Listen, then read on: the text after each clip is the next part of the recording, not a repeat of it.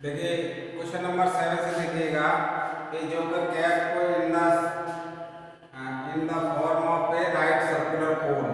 Question number 7 है, ये right circular कोन की शेप है ये।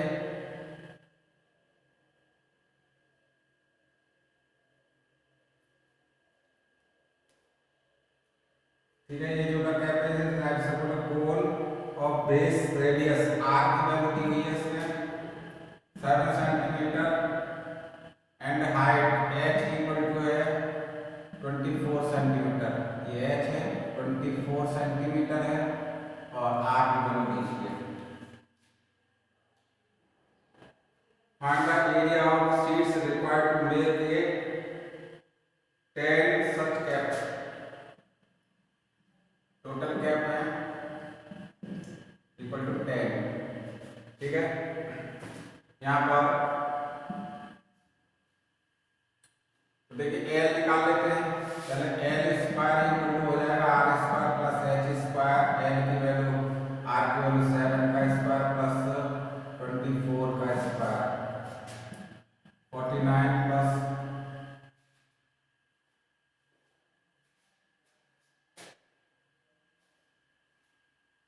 Plus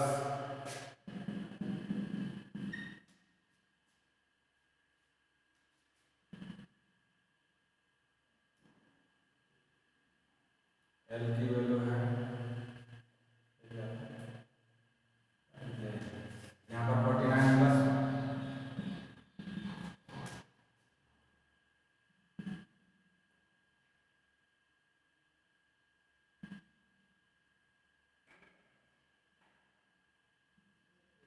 L square L equal to 25 centimetre आ जाएगी। ठीक है, और कैप का नंबर था 10। अब देखिए यहाँ से C S of one cap equal to है पाई आर एल 22/7 आर की value 7 into l l 25।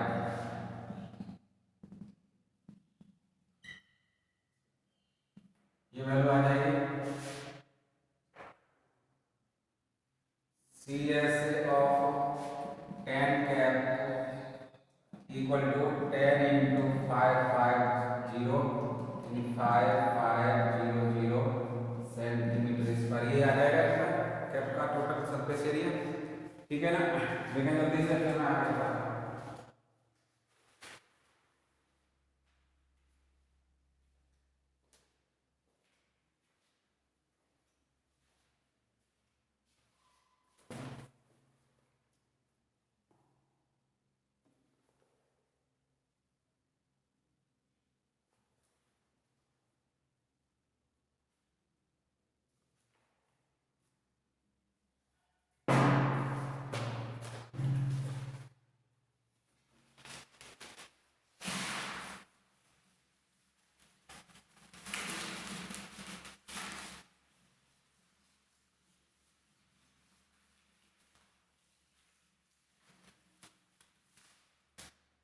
Next question है 8।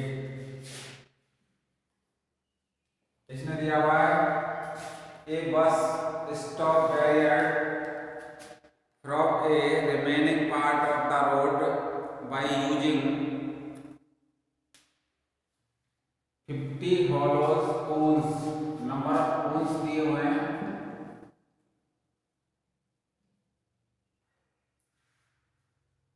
Number of cones equal to 50 है। ठीक है, 50 cones to a recycled a cardboard.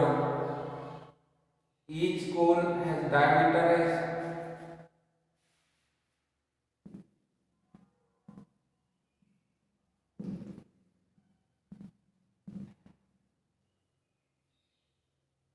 40 centimetre, तो रेडियस आ जाएगी 20 centimetre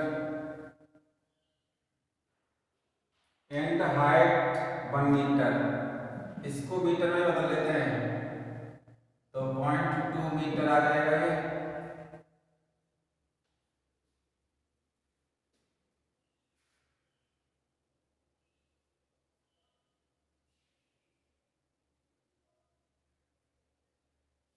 diameter 20 centimetre and height 1 metre.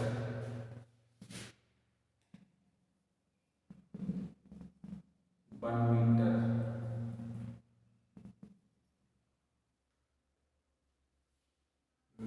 If outer side of each cone to be painted a cone, cost painting code दिए,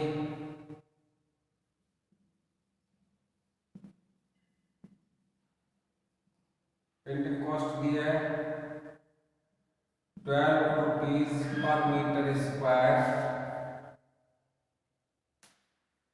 पाई की value रखनी है 3.14 और रूट 1.04 इक्वल टू है आपका 1.02।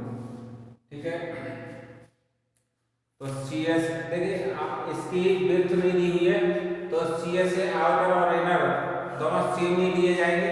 ठीक है, अगर ये विड्थ दे रखा होता तब ये दूसरे कायदे से हल होता, इसमें विड्थ नहीं दी है तो आर की वैल्यू और ये सब सी एस में निकाल लेंगे। तो पहले एल निकाल लीजिएगा, यहाँ से सॉल्यूशन देखते हैं।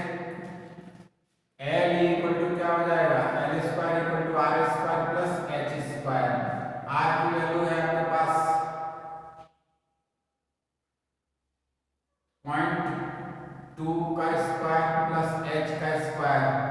एच की वैल्यू है 1 का स्क्वायर। ठीक है, ये एच है, हाइट सब ये 0.04 प्लस 1 यानी 1.04। ये एल स्क्वायर की वैल्यू आ गई, तो एल आ जाएगी आपकी रूट में 1.04।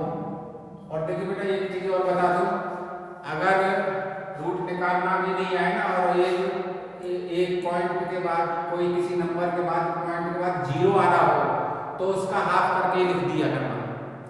ठीक है, जैसे देखिए यहाँ पर मैं लिख दूंगा इसको 1.02 ऐसे ही 1.09 है तो आप लिख सकते हैं 1.045।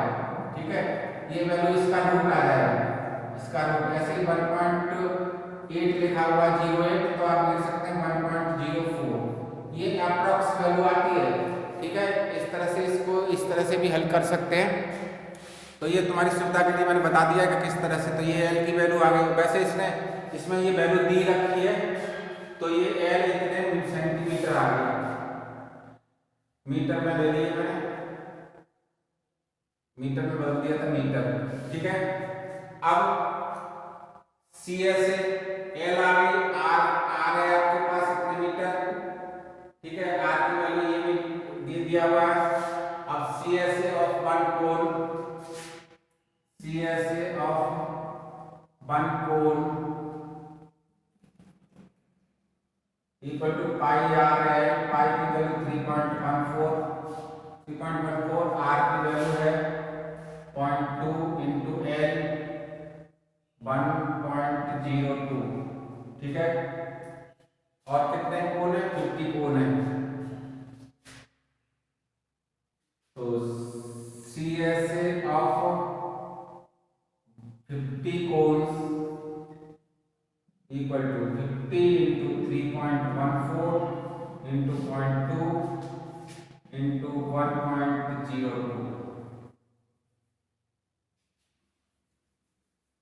ठीक है, देखिए मैंने इसका 2 का इससे मल्टीप्लाई किया है तो ये बनेगा 100 और एक पॉइंट लगेगा यानी 10 हो जाएगा ये। ठीक है, ऐसे हो जाएगा 52 जा 100 में एक पॉइंट था तो ये 10 हो गया इंटू 3.14 इंटू 1.02। अब इसका मैं मल्टीप्लाई कर दिया 31.4 इंटू 1.02। ठीक है, ये वैल्यू आ जाएगी 31.4 और ये 102 826 इंटू 413 82023। अब आपके पास पॉइंट है, आपके 2 पॉइंट इसमें है और 1 पॉइंट इसमें है, 3.12। 32.028 सेंटीमीटर स्क्वायर। ठीक है, एक मिनट।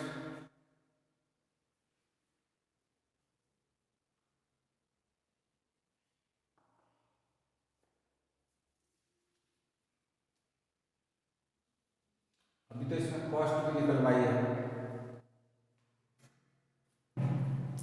कॉस्ट ऑफ पेंटिंग और दी है, तो कॉस्ट ऑफ पेंटिंग निकाल लीजिएगा, यहीं पर कर देता हूँ।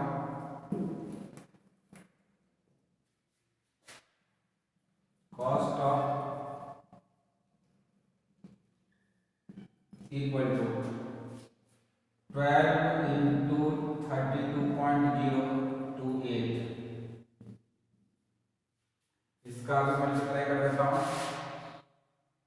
32.028 इंटू 12,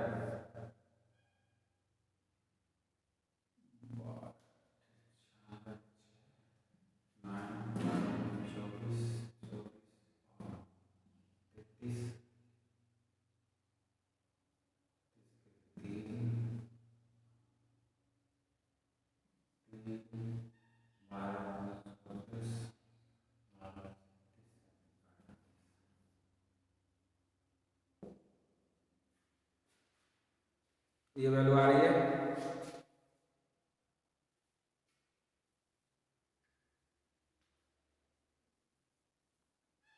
ये 4 पॉइंट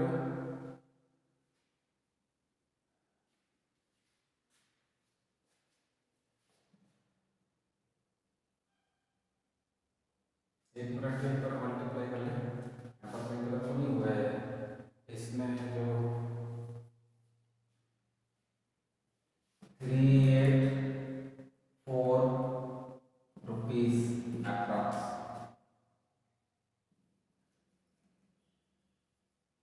ठीक है, अगर पूरा निकालना चाहो तो आप मल्टीप्लाई कर लेना और ये वैल्यू आ जाएगी।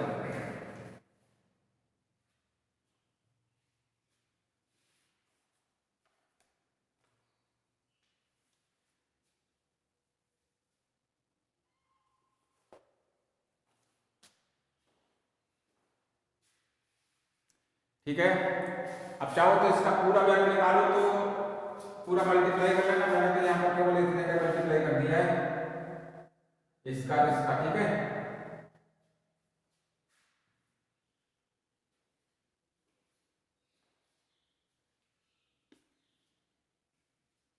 नेक्स्ट एक्सरसाइज भी शुरू करा देता हूँ।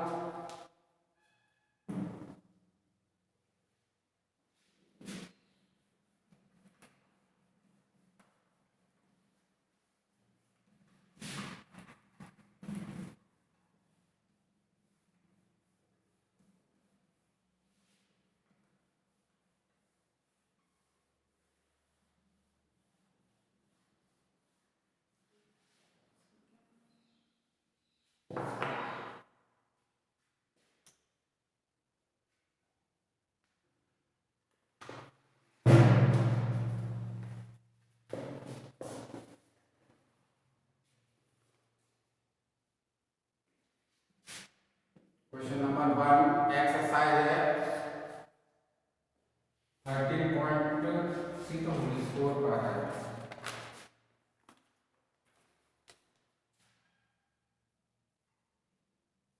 देखिए, इसके फॉर्मूले लिखा देता हूं।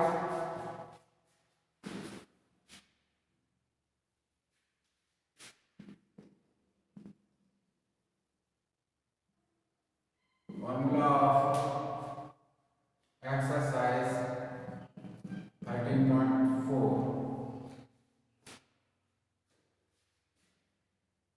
कौन सी एक्सरसाइज है? Surface area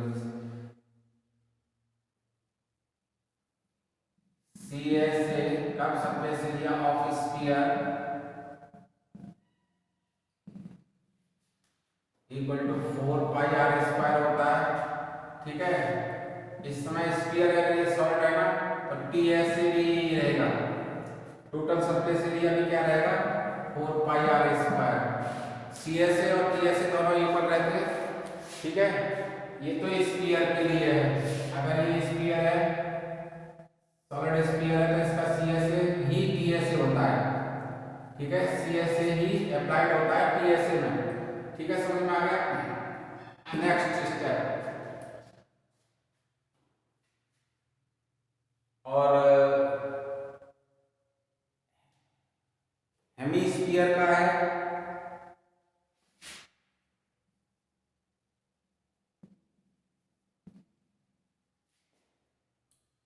C S A of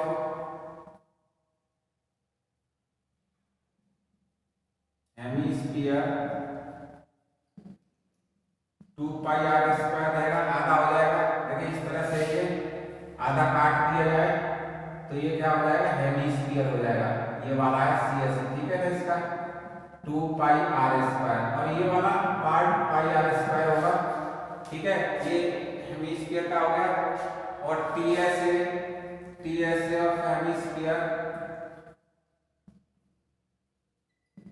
equal to 2 pi r square, तो ये वाला सी एस, मैं पूरा लिख देता हूँ, C S A of hemisphere C S A है, ठीक है, hemisphere plus open circular area,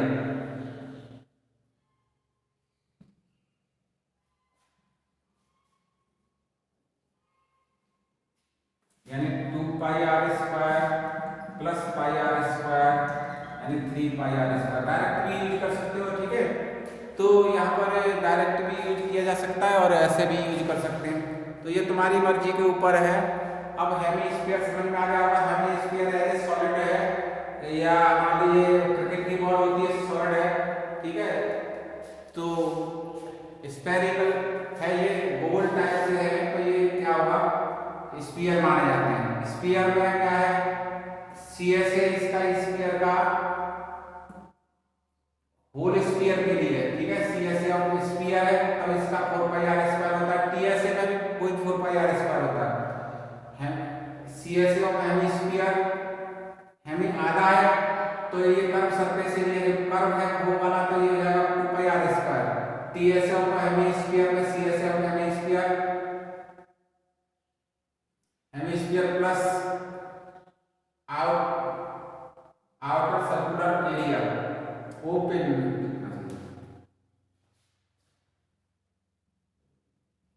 open circular ये एरिया।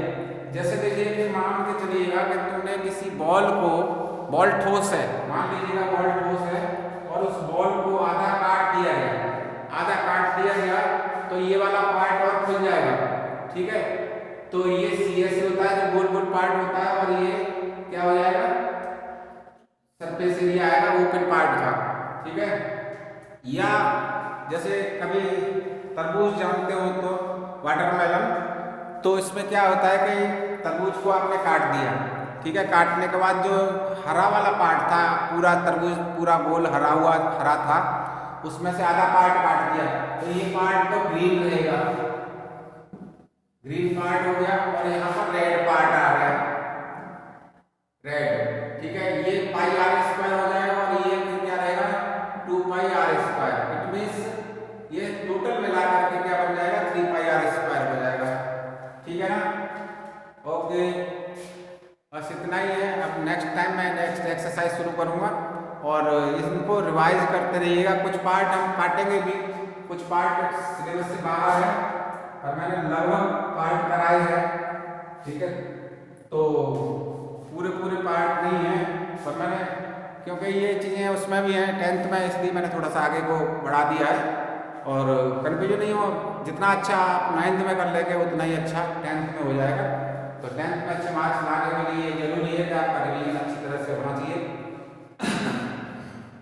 ठीक है, इस बात का ध्यान रखते हुए ये कराया गया है।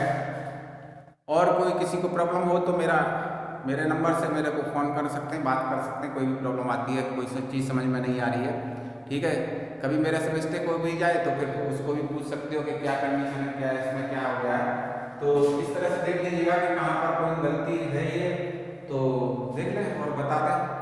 अगर तुम कर सकते हो अपने आप सही तो अपने आप कर लीजिएगा। Okay, thank you.